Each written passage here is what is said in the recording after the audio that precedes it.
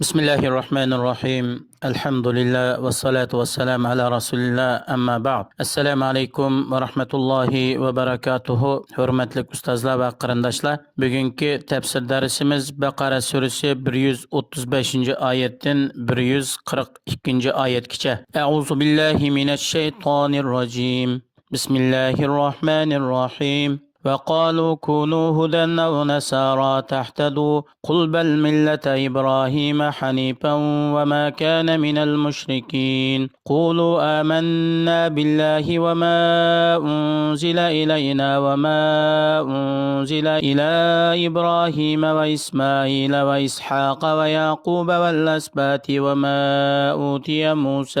وما أوتي موسى وعيسى وما أوتي النبيون من ربهم لا نفرق بين أحد منهم ونحن له مسلمون oyatning qisqacha tarjimasi Yahudilar mushu ummatga, ya'ni payg'ambarimiz sollallohu alayhi vasallamning ummatiga shundoq degan: sizlar Yahudi bo'lsanglar to'g'ri yo'lda mangsizlar. Xristianlarmi sizlar xristian bo'lsanglar to'g'ri yo'lda mangsizlar. Ey payg'ambar, ularning bu so'zga javob berib shundoq degan: balki biz barliq batil dinlarni tark qilib haq dinga moyil bo'lgan İbrahim alayhisalomninki to'g'ri diniga ergishimiz. İbrahim alayhisalom Allohga sherik keltirdiganlardan bo'lmagan.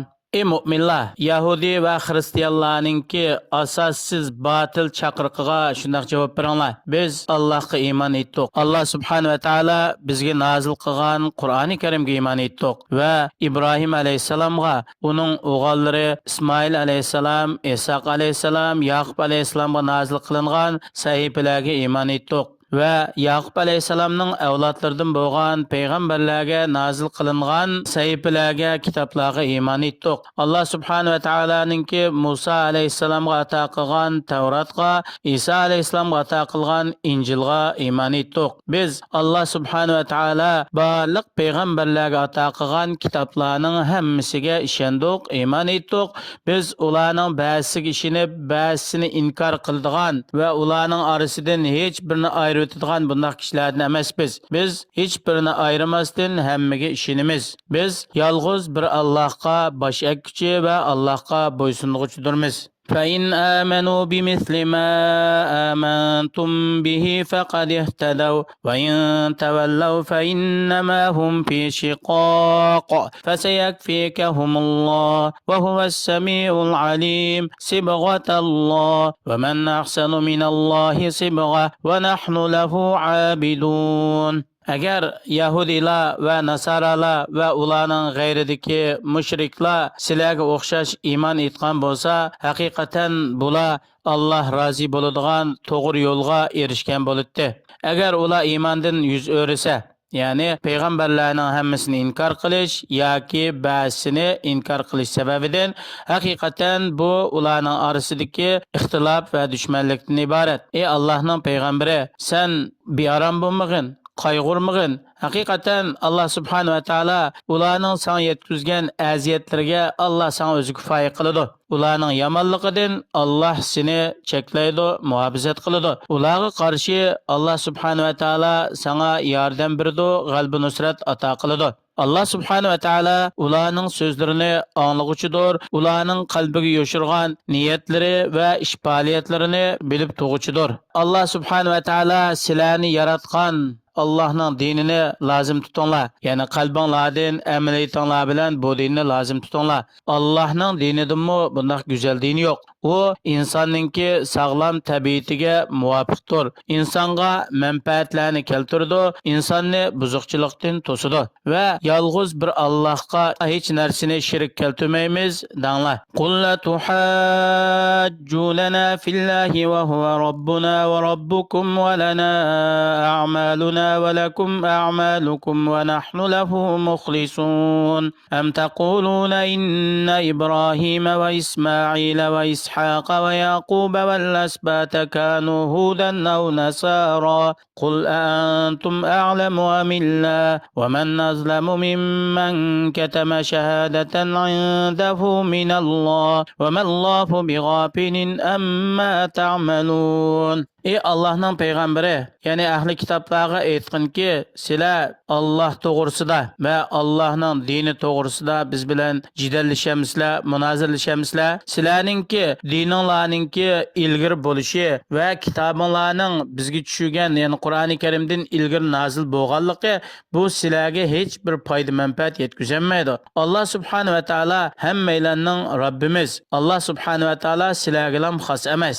Bizning qilgan amallarimiz o'zimiz uchun bo'ladi. Sizlardan bizning amallarimiz to'g'risida savol so'roq qilinmaydi. Va sizlarning qilgan yaxshi yomon amallaringlarmi o'zinglar uchun bo'ladi. Sizlarning amallaringlardan biz savol so'roq qilinmaymiz. Har birimiz o'zimizning qilgan amallarimiz bilan jazo mukofotlanamiz. Biz toat ibodatni Allohga ixlos bilan xolis qilamiz. Allohga hech narsani shirik keltirmaymiz. Ey ahli kitob, sizlar İbrahim, İsmail, İshaq va Yaqub alayhissalomlar va Yaqub alayhissalomning avlodlaridan bo'lgan payg'ambarlar bular Yahudi dinida yoki Xristian dinida bo'lgandi demsizlar? Ey Allohning payg'ambari, ularga javob berib eslar. Buni siz bilamsizlar yoki Alloh bilamdi? Agar bular İbrahim alayhissalom, İsmail alayhissalom, İshaq alayhissalom va Yaqub alayhissalomlarni Yahudi millatidan bo'lgan deb shu davosida ching turdi ekan, bular yolg'onchi. Chunki ularning payg'ambar qilib avatilgan davri va ularning vafot bo'lib dunyodan ketgan davri Tavrat va Injil ularga nozil qilinishdan burun bo'lgan tursa, ularningki Alloh va Allohning rasuliga yolg'onni to'qiganligi buningdan bilinib turdi. Haqiqatan bular, ya'ni Yahudi nasoralar o'zlariga nozil qilingan, ya'ni o'zlarining kitobidagi haqiqatni yoshirdi. Ahli kitobga o'xshash Alloh tarafdan bildirilgan va o'zining qo'lidagi kitobda ochiq bayon qilingan guvohlikni yoshirgan odamdimi zolim odam bo'lamdi? Albatta bo'lmaydi. Alloh subhanahu va taolo sizlarning qilmishinglardan g'ofil emas. Alloh subhanahu va taolo sizlarning qilmishinglarga yarasha jazo mukofotlaydi. Tilka ummatun qad khalat laha ma kasabat va lakum ma kasabtum va la tusaluna amma kanu ya'malun. Ashu yuqorida bayon qilingan ummatlar, millatlar sizlardan ilgari o'tgan. Bular o'zlarining dunyoda qilgan yaxshi yomon amallarining natijasiga yetgan. Ular uchun o'zining qilgan amallarininki jazo mukofoti va sizlar uchunmi sizlarning qilgan amallaringlarning jazo mukofoti va sizlar ularning qilgan qilmishlaridan savol so'roq qilinmaysizlar.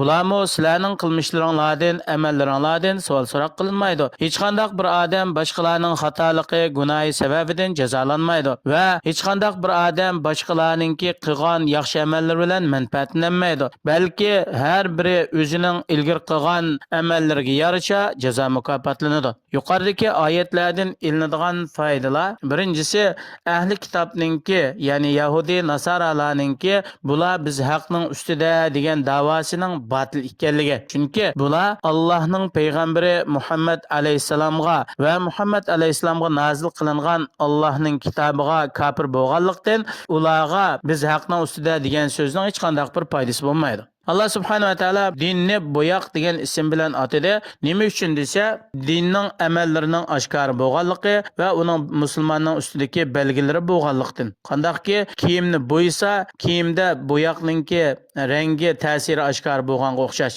Yana Allah subhanahu wa ta'ala insonlarning hammasininki tabiatini o'zining parvardigorligi va iloh ekanligini iqror qildigan bir tabiatga markazlashtirgan. Haqiqatan hamda ularni bu to'g'ri ong, to'g'ri fitrat, to'g'ri tabiatdan shayton va shaytonning agash kuchlari ozdirib o'tadi. Alloh subhanahu va taolo har birimizni har vaqt to'g'ri yo'lda mustahkam qilsin. Inson va jindan bo'lgan shaytonlarningki va ularning yordamchilarininki to'g'ri yo'ldan, siratal mustaqimdan ozdirib o'tishdan Alloh o'zi saqlasin. Bizni oxirgi hayotimizgacha to'g'ri yo'lning ustida mustahkam qilsin. Assalomu alaykum va rahmatullohi va barakatuh.